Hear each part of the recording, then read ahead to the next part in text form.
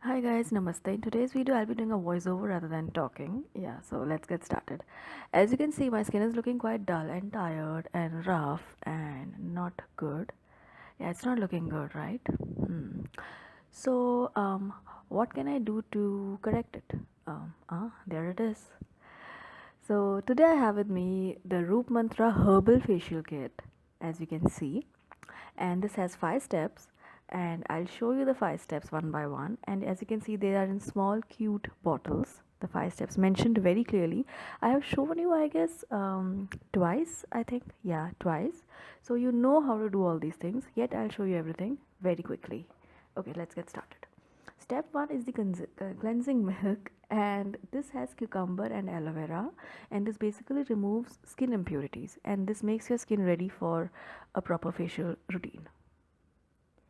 Yeah. Okay, so step 2 is scrub, and the scrub has aloe vera, grapeseed oil, olive oil, and wheat germ oil. This gently exfoliates your skin and removes all the impurities and dead skin cells. And also, this doesn't make your skin look red because this is very gentle. Okay, so now the step 3 is the massage gel, and this has orange and papaya.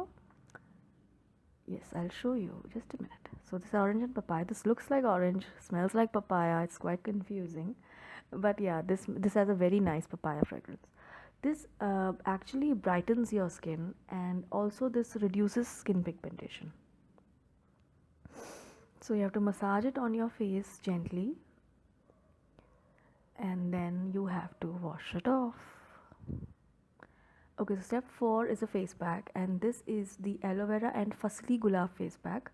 This actually evens out skin tone, and this can be used by people who have dry skin, as this won't dry out your skin. This is how it looks like after applications, and after washing, this is how it looks like. Okay, so this is step number 5, and this is a nourishing cream.